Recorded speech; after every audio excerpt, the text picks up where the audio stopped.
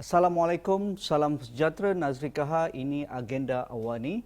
Pasca pelaraya kecil N58 Slim yang baru berlaku pada hujung minggu lalu, kita sedia maklum BN mengekalkan status quo untuk Dewan Undangan Negeri N58 Slim ini dengan majoriti hampir 10,945 dengan undi yang diperolehi oleh saudara Muhammad Zaidi Aziz 13,060, menewaskan dua calon bebas yang lain, iaitu seorang daripada Wakil Pejuang dan juga seorang daripada calon bebas yang lain. Dan Amir Kushairi yang dikatakan calon yang bidan terjun yang tidak mempunyai local standby, iaitu bukan anak tempatan, tetapi ditampilkan oleh parti yang belum disahkannya, iaitu Parti Pejuang, untuk melawan calon dari BN. Dan akhirnya Amir Kushairi menang ataupun mendapat undi sekitar 2,115 dan dikalahkan dengan calon BN Muhammad Zaidi Aziz. Jadi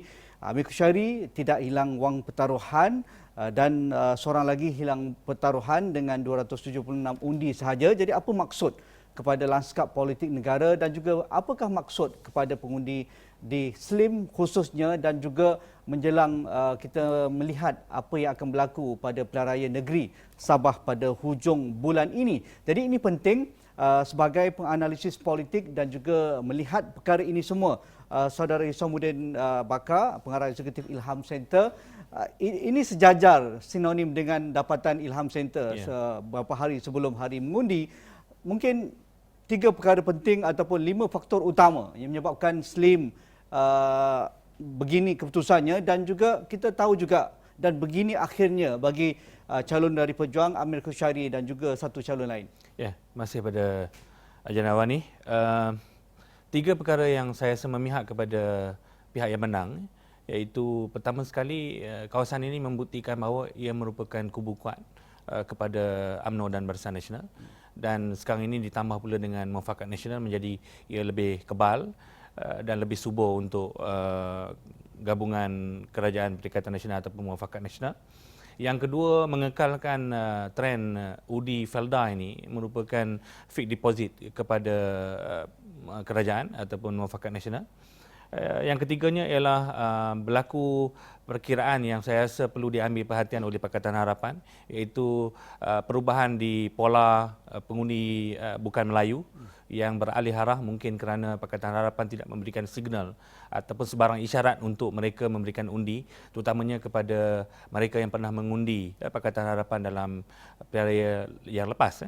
Manakala bagi pihak yang kalah, saya melihat bahawa di sini satu permulaan awal bagi sebuah parti yang baru, mungkin belum disah tarafkan penubuhannya, tetapi tidak hilang deposit, berjaya menembusi sedikit segmen pengundi Melayu dan mencuri 10% pengundi di Felda. Bagi saya pencapaian yang agak membanggakan, dan watak muda yang berjaya ditampilkan lebih segar, malah berbanding tiga calon ini beliau lebih terampil dan ke depan dalam fasa kempen, dan saya rasa itu adalah memberikan sedikit nafas kepada parti yang baru ditubuhkan. Selain daripada calon muda yang ditampilkan oleh Pejuang dan juga Parti Bebas ini, apakah faktor lain yang sepatutnya diraih lebih tinggi oleh Amir Kushairi kerana didokong oleh seorang tokoh nasional yang begitu berpengalaman, bekas Perdana Menteri, iaitu Tun Dr. Mahathir, tetapi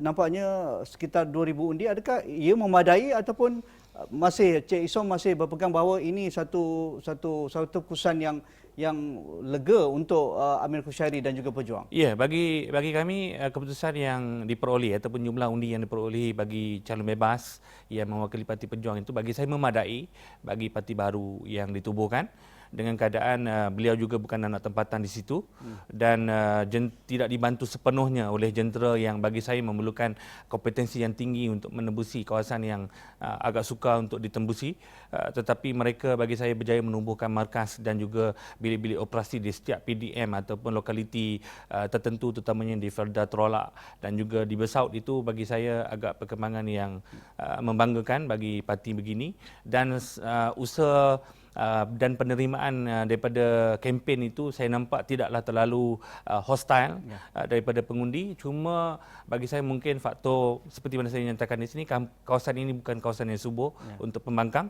Tetapi mungkin turn out signal daripada Pakatan Harapan yang tidak turun berkempen secara intensif, dan juga anak-anak yang berada di luar kawasan itu tidak pulang untuk mengundi. Apa orang kata pun untuk kita membalas naratif muafakat nasional yang begitu selesa dengan kawasan sebegini, tetapi dari dapatan dan juga pemerhatian Ilham Center dan Cik Isom sendiri, adakah ketika sepanjang kempen ada naratif yang lebih segar dibawakan oleh UMNO Barisan Nasional, ataupun mereka memain sentimen seperti mana mereka kalah pada PRU yang ke-14 lalu dan berterusan hingga ke hari ini, biarpun mereka sebahagian daripada muafakat nasional dengan PAS dan juga sebahagian daripada kerajaan hari ini?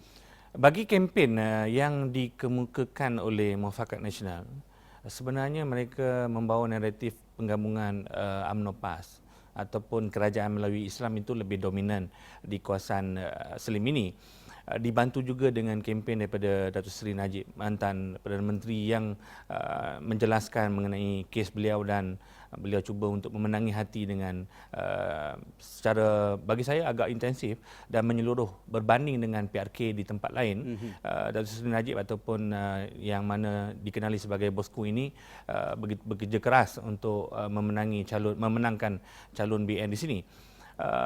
Perkara yang kedua yang saya agak menarik di sini yang diberikan perhatian juga ialah, walaupun pengundi menjangkakan bahawa calon bebas ataupun calon pejuang ini akan kalah teruk, tetapi mereka menganggap bahawa BN ataupun muafakat nasional jangan selesa dengan keputusan ini. Kerana bahawa keputusan ini mungkin setengahnya akan menjadikan kayu aras bahawa pejuang tidak relevan dan sebagainya, tetapi bagi pengundi bahawa ini adalah permulaan. Dinamika politik itu masih lagi luas dan terbentang luas. Jika tempoh pilihan raya umum masih jauh, maka itu ruang yang bagi saya agak berbeza result dia. Begitu. Bagi seorang penalisis politik, apa orang kata pun take away yang begitu menarik dapat timbulkan dalam pasca pilihan raya kecil Slim ini, kerana ia akan menimbulkan satu orang kata pun fluidity kepada politik lanskap nasional. Kerana hampir setiap hari kita cerita pasal politik di Malaysia ini tak habis-habis, biarpun kita dalam era pandemik. Selepas ini ada pilihan raya Sabah, selepas ini ada pilihan raya kecil, pilihan raya negeri Sarawak, dan kemungkinan kalau dijangkakan snap election akan berlaku pilihan raya umum ke-15. Yang jelas ialah dengan calon bebas, parti yang belum ditubuhkan secara rasmi, dia sudah mencuri hampir 10% undi. Bayangkan kalau berlaku 2 penjuru ataupun 3 penjuru yang dimasuki oleh calon ini, walaupun tidak menang, tetapi fasa ini tidak menang, tetapi beliau boleh mengganggu pola undi mana-mana blok, sama ada blok A ataupun B yang mana masuk di dalam kawasan pilihan raya. Ini bagi saya sebagai contoh secara empirikal politiknya. Ketika kalau diimas pilihan raya sebelum election PRU 14, iaitu Sungai Besar dan Kuala Kangsar, dijadikan asas menang besar itu dijadikan asas untuk BN membuat formula bahawa 3 penjuru itu akan memberikan keuntungan politik kepada Barisan Nasional. Ternyata dalam tempoh daripada pilihan raya kecil itu, ketika amanah baru ditubuhkan, untuk sampai kepada tarikh pilihan raya itu tempohnya panjang, dan di antara itu dalam timeline itu berlaku perubahan-perubahan, antaranya penubuhan parti baru bersatu, gerakan-gerakan yang dibuat, serangan-serangan politik yang dibuat oleh Tun Dr. Mahathir dan sebagainya. Jadi dia mengubah pola yang pada asalnya strategi disusun dengan 3 penjuru itu memberikan keuntungan politik kepada BN, dia bertukar menjadi satu malapetaka kepada Barisan Nasional ketika itu. Begitu juga untuk PRK Slim ini. Bagi kami yang melihat ini masih terlalu awal untuk dijadikan hujah bahawa pejuang tidak relevan. Tun sudah hilang popularitinya. Masih terlalu awal kerana dinamika politik itu begitu. Ya, Haji. Apa syaratnya kalau PH dan juga gabungan Tun ini ingin muncul semula sebagai satu pesaing utama? Biarpun beberapa dapatan daripada kumpulan-kumpulan survey yang lain menunjukkan bahawa PN berada di hadapan dengan selesa, populariti ataupun approval ratings Perdana Menteri mencapai lebih daripada 60%. Gerak kerja PN dan juga kerajaan hari ini diterima lebih 51%. Jadi adakah semua indikator-indikator ini perlu juga kita beri perhatian, dan apa prasyaratnya kalau gabungan-gabungan yang kita akan lihat menjelang pilihan raya umum ke-15 dan juga yang terdekat pilihan raya negeri Sabah? Bagi saya kuncinya di sini ialah kompromi. Yang mana PRK Slim ini adalah dulunya ditandingi oleh Parti Bersatu. Dan kini kalau bagi pihak Tunnya Bersatu blackout dan kemudiannya menjadi Parti Pejuang itu, maka Pakatan Harapan memberi laluan. Walaupun pada peringkat awalnya Pakatan Harapan ingin meletakkan calon, tetapi selepas berunding maka ini diberikan laluan. Bagi saya itu adalah kompromi politik. Dan kompromi politik ini walaupun dijangka bahawa tidak mampu memberikan kemenangan kepada pembangkang, tetapi kawasan ini walaupun dimasuk oleh parti baru, macam kita tengok bahawa Rizal ini dia tidak hilang deposit, dan adalah satu signal bahawa parti sebegini tidak boleh dipandang enteng dan mudah oleh parti ataupun koalisen Muafakat Nasional maupun Perikatan Nasional. Kerana ganggu gugat ini apabila datang kompromi dan juga perundingan kursi, dia adalah very tactical. Dia sangat tactical, dan itu juga mungkin mengubah pola sedia ada. Okey, bagaimana kita mencaturkan juga perundingan yang dimahukan oleh penyokong-penyokong pihak tertentu, terutamanya dalam Pakatan Harapan, antara Tun Dr. Mahathir dan juga Datuk Seri Anwar Ibrahim bergerak ke hadapan? Gabungan parti sekarang ini, kalau ditanya kepada pengundi, masih lagi kabur. Masing-masing tidak dapat memberikan jawapan yang jelas. Gabungan mana? Kalau ditanya kepada penyokong-penyokong parti, terutamanya kalau di kalangan UMNO dan juga PAS, mereka lebih selesa untuk menerima gabungan Muafakat Nasional sahaja berbanding Perikatan Nasional. Jenama Muafakat Nasional itu bagi saya sangat established di kawasan seperti mana Slim ini. Felda seumpama itu. Kerana naratifnya Melayu, Islam, PAS dan UMNO. Manakala apabila nak dimasukkan Bersatu ini, pada peringkat awal agak sukar, kerana dalam dapatan kami menyatakan bahawa posisi Bersatu seakan terpinggir dalam pada ketika berkempen untuk bersama dengan jentera, kerana penerimaan daripada audien dan juga pengundi yang lebih menerima gabungan Muafakat Nasional. Manakala kawasan bagi gabungan pembangkang pula, dalam keadaan pejuang yang tidak bergerak, walaupun sebenarnya Pakatan Harapan membantu, tetapi tidak full force, tidak sepenuh tenaga untuk membantu kemenangan itu, dan ini juga menghantar isyarat yang kabur kepada pengundi Pakatan Harapan tadi, yang mana yang dahulunya memperoleh 6,000 lebih yang diperoleh oleh Bersatu pada pilihan raya lepas, tidak diterjemahkan undi itu kepada calon Amir Khushairi.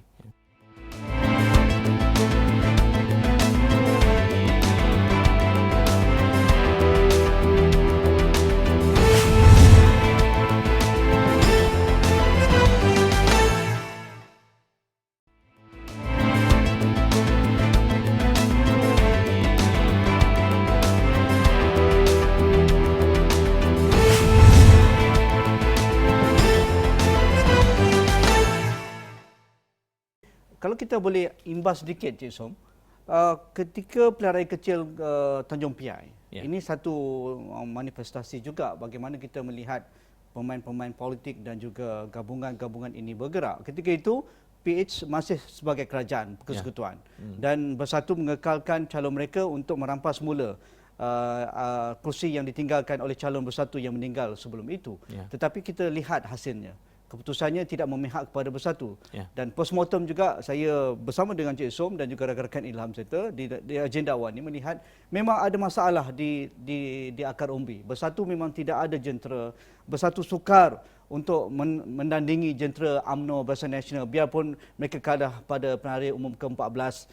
Undi Cina, undi India tidak kembali kepada PH kerana status PH ada isu ataupun menunaikan janji dan juga isu pimpinan kerajaan Pakatan Harapan ketika itu. Boleh kita samakan begitu? Bagi saya senario berbeza. Sebelum perubahan kerajaan, ketika Pakatan Harapan berdepan di Tanjung Piai, adalah kerana diukur kepada manifesto dan prestasi yang dibawa oleh Pakatan Harapan ketika itu, dan tumpuan rakyat kepada ketika itu ialah lebih kepada bagaimana kerajaan menunaikan janji mereka kepada rakyat. Pengundi Cina pula ialah melihat tidak ada banyak perubahan yang berlaku kepada yang hala tuju yang dibawa oleh kerajaan ketika Pakatan Harapan memimpin di Tanjung Piai. Manakala di SLIM ini ataupun di Don Cini itu, oleh kerana ada satu perubahan, iaitu satu titik perubahan itu mengubah pola itu. Menyebabkan apa yang dikatakan pola di kalangan gabungan koalisi politik sudah berubah. Perbincangan manifesto tidak lagi menjadi persoalan kepada pengundi. Naratif Melayu Islam itu terkesan dengan kempen 22 bulan daripada UMNO dan PAS ketika mereka menjadi pembangkang itu sudah membengkak di kawasan ini. Jadi saya melihat dua senario yang berbeza di antara Tanjung Piai dan juga SLIM. Ya, Haji. Okey, bergerak untuk Pelaraya Negeri Sabah pada hujung bulan ini. Cik Som, adakah naratif Melayu Islam jual di Sabah? Sudah tentu tidak. Kalau di Malaysia Timur ini, saya yakin bahawa di sana naratif itu tidak sama seperti mana. Jadi Muafakat di Nasional, Semenanjung. Perikatan Nasional pasti menukar strategi? Ya, mereka perlu menukar strategi kerana perkara itu tidak dapat dijual untuk membeli dan juga meraih undi di sana. Jadi bagaimana nak letakkan rakan mereka PAS di situ? Ini dalam sebab keadaan itu apa strategi bagai isu yang timbul sebab sekarang? itu strategi yang diambil oleh PAS ialah mereka menerima walaupun menggunakan logo Barisan Nasional. Jadi ini menunjukkan bahawa PAS juga sudah mengubah daripada sebuah parti yang dulu sangat rigid dan agak fundamental dalam aspek itu. Mereka sudah fluid, sudah berubah dan juga mencair untuk memastikan juga mereka memposisikan parti mereka di politik Sabah, dalam arena politik Sabah. Adakah itu akan memakan tuan ataupun menjadi satu modal baru kepada apa juga pakatan yang akan dibawa oleh parti-parti dalam Perikatan Nasional dan juga Muafakat Nasional? Bagi PAS, bagi mereka itu adalah langkah yang signifikan untuk mereka menempatkan diri dalam politik Sabah dan mengenali gaya bagaimana ahli dan juga pengundi mereka. Biasanya akan mengikut saja keputusan yang diputuskan oleh pimpinan mereka.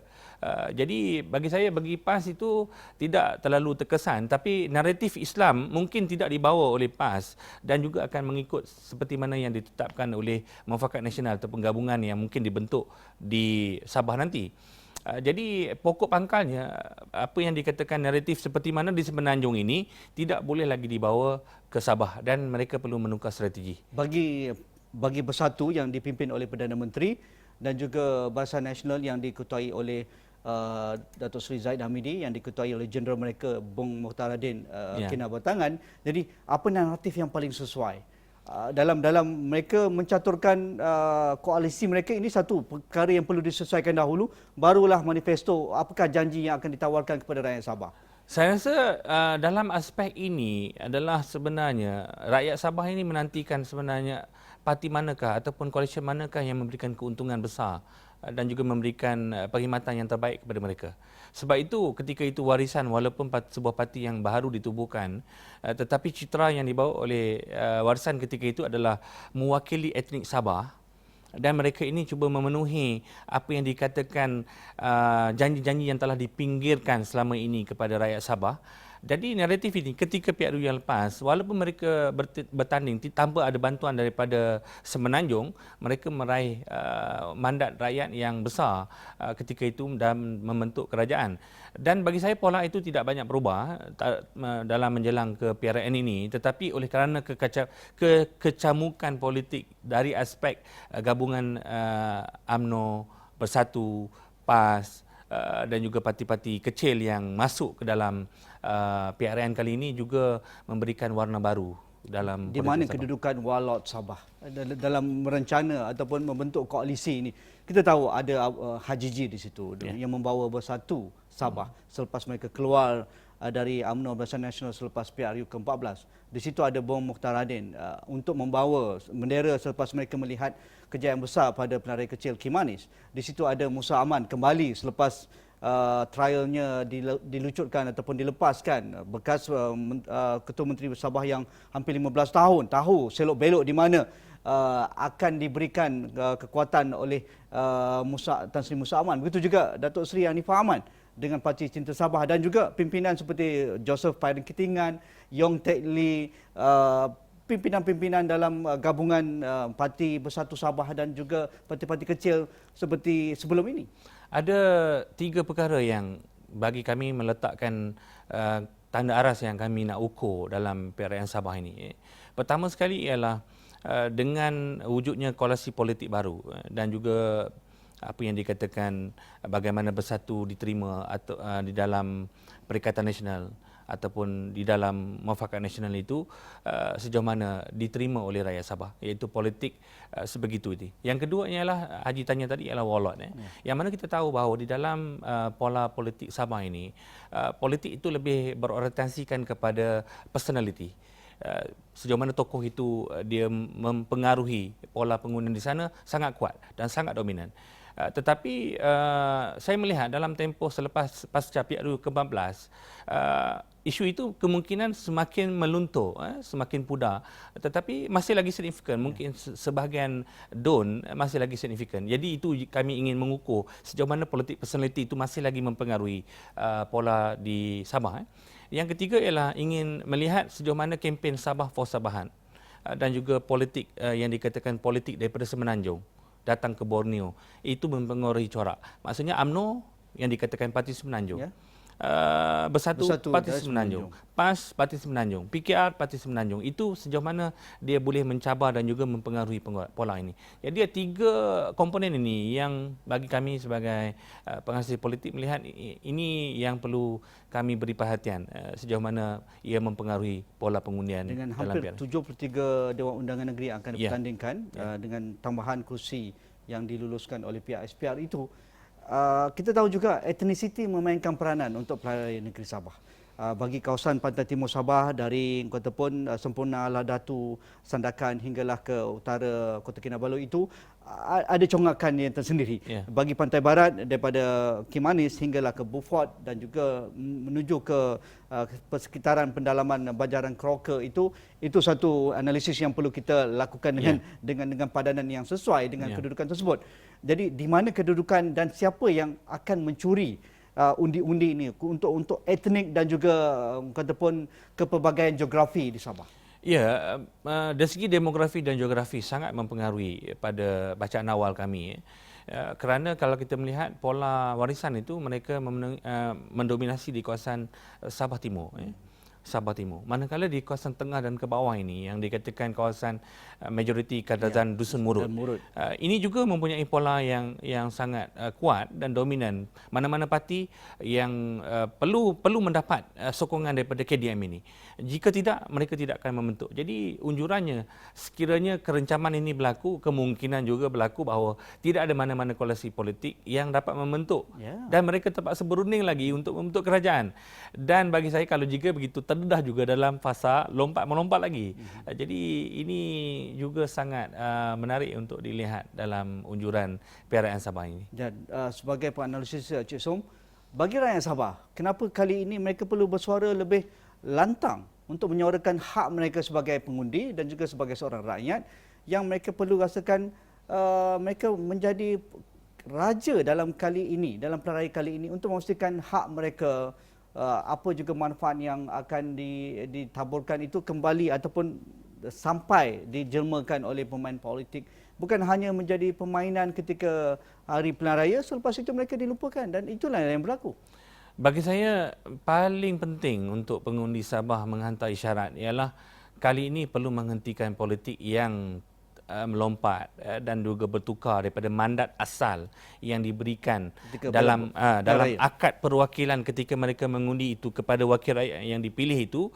Bagi saya mereka perlu mempunyai perhatian yang serius, iaitu dengan bagi saya dengan memberikan mandat yang jelas supaya memilih perwakilan yang betul-betul setia untuk memikul beban dan suara rakyat ke dalam Dewan Undangan Negeri Sabah. Saya rasa itu mesej yang perlu mereka pertimbangkan dengan teliti dalam pemilihan kali ini. Yang keduanya ialah perlu melihat bahawa pola yang berlaku ini ialah kepentingan-kepentingan politik. Perlu dilihat juga kepentingan rakyat perlu dibawa bersama supaya walaupun ada wakil rakyat itu mempunyai kepentingan politik, merencana dan sebagainya, tapi mereka tidak boleh melupai bahawa sebenarnya di belakang mereka ini membawa harapan cukup besar untuk membela kemiskinan, keluar daripada kemiskinan, bantuan kerajaan perlu sampai dan juga infrastruktur yang perlu dibangunkan. Jadi, akhir sekali Cik Som, menjelang 12 hari bulan, hari penambahan calon, adakah Cik Som merasakan, Ilham Syaitu merasakan hanya ada dua koalisi yang akan menjadi penentu dalam pertandingan Pelarian Negeri Sabah ataupun lebih daripada 2 koalisi ataupun lebih daripada itu? Bagaimana? Bagi saya lebih daripada itu. Kerana politik Sabah seperti mana kita tahu bahawa dia akan jadi 5 penjuru. 6 penjuru itu adalah fenomena ataupun keadaan biasa di sana. Jadi kami tidak menolak kemungkinan banyaknya sudut dan juga penjuru dalam pertandingan kali ini. Okey. Itu yang kita ingin lihat dan juga bacaan-bacaan dari sudut sentimen, kajian sentimen di lapangan penting sentiasa menjadi kekuatan Ilham Center. Kita mengharapkan Ilham Center akan terus berkolaborasi dengan Esrawani untuk Pelarian Negeri Sabah ini. Terima kasih Saudara Isamuddin Bakar, Pengarah Eksekutif Ilham Center. Itu sahaja agenda awal ini pada malam ini. Sekian, Assalamualaikum. InsyaAllah kita jumpa lagi. Terima kasih.